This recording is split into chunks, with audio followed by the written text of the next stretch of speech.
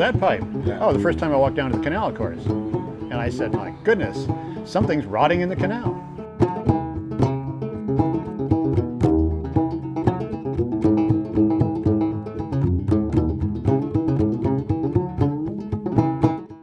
I've been here 30 years.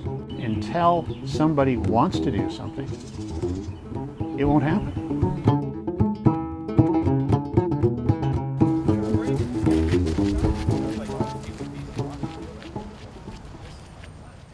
The folks who've been, been smelling this thing for a long time, I mean, they're the people like Reed, Martin, and others who, I think probably at some point weren't sure anything was ever going to happen.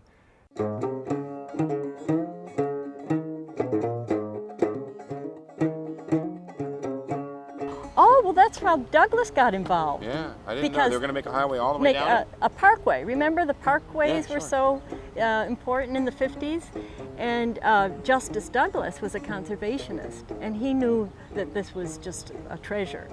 And the Washington Post had endorsed the construction of a parkway along here. And Justice Douglas challenged the Post to walk with him along the towpath to see how wondrous it is. And they did that, and the Washington Post editorial board changed their position.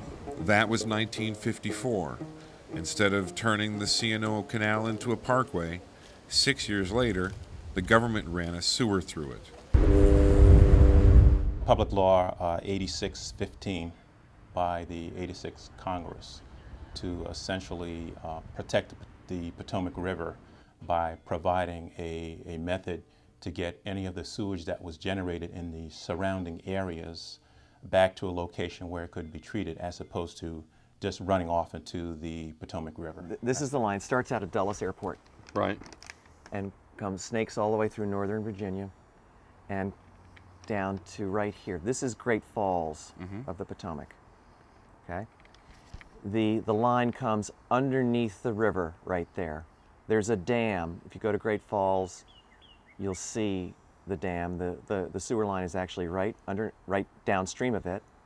Then it comes into Maryland, right here. Each of these triangles is a sewer vent. And you can see they're about every quarter mile. This is when you really wish they had invented scratch and sniff video. It's hard to believe that this is going 24 hours a day, 365 days a year. Little holes like this are filling the atmosphere here with a putrid stench of human waste. To think that a sewer, a sewer that's probably big enough to drive your car through, is running down the length of this park, emitting that stench for 3 million park visitors a year to enjoy. It's just beyond comprehension. It really is. So we contacted WASA and we said, this can't be right. These are not operating according to the permits. We talked to the managing director of WASA, and they told us, it's a sewer. It smells. What do you want from us? They were completely non-responsive. In October of 1999, we gathered a coalition and sued WASA in federal district court under the Clean Water Act. We also started a public relations campaign, and Burr got very involved in that. He put together a group of 11 civic associations along this side of the river, Glen Echo, Cabin John, Palisades. So it was a combination of two things that finally got DC WASA to say, yeah, we got to do something. We recognize that.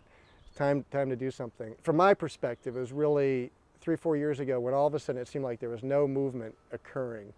The number of permits that we've been required to do for this project probably is in the 40s. I think it's about 42 or 43. And that's a fair amount of number of agencies that had to be coordinated with. Until about a year ago, they were just falling down and saying, poor us, it's, all these permits are too hard to do, whatever. This is a $16 million project, though, they'll tell you. I'm not sure why it's so expensive. That's what they say. but they say that they have the money, that they have the willpower, and that they plan to do it, and then they have a schedule. You've got these massive blowers that are going to suck the air out, push it through a carbon filter. You're introducing technology into a thing that feels to me like it could be a real simple solution. It sounds like they're not really sure that this is going to work. If they're still, I mean, I'm concerned about any open vents remaining, and what if this doesn't work? Right. I mean, they say it'll work, but this is an entirely, as far as I know, an experimental solution.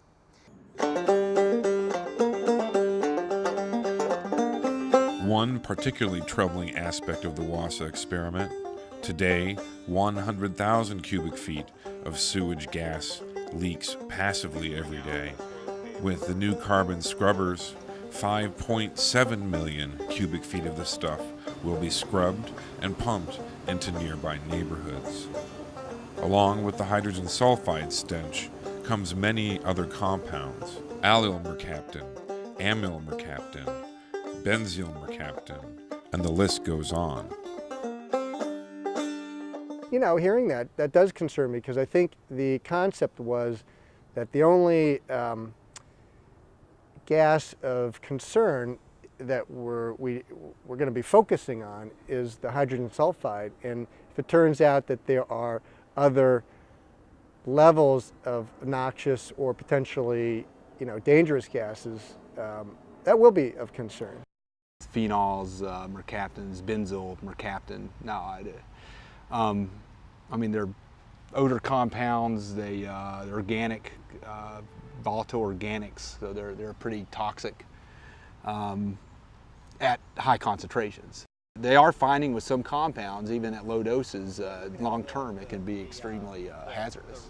A lot of these, again, as you mentioned, are in the gas stream from just about any sewer. And yes, we actually have looked at these, and we fully expect them to be drawn into our system. In Dundalk, Maryland, a 72-inch water main break in early September flooded homes a mile away and 2 to 3 feet of water. It's clear our infrastructure is failing. There are actually 3 pipes in that area. The stinking hydrogen sulfide must be vented because it forms acid which eats away at the pipe. If the Potomac interceptor broke, it's 13 feet across in some places. 50 million gallons of sewage daily is far more than what flooded Dundalk and River Road. And so you'd be sending a sewage plume of, again, an unimaginable volume coursing through this park. Do carbon scrubbers pulling through negative pressure H2S and other gases out of the pipe, does that decrease the whatever degradation process, natural degradation process of the pipe? Does it slow that? Yes, it does. Significantly?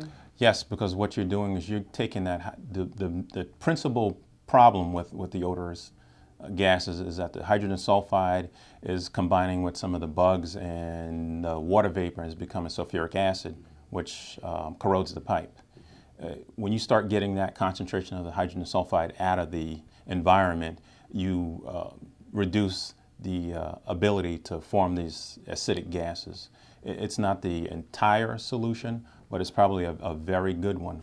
Let's hope he's right, because a major break of the Potomac interceptor could change the C&O Canal, the Potomac River, even the D.C. area for many years. The fix, which is potentially to go in there and to dig it out in some way, replace the pipe, that is going to be so utterly destructive too. I mean, I feel like our infrastructure has painted us into a corner here. This is Michael Caputo for A Reasonable Shade of Green.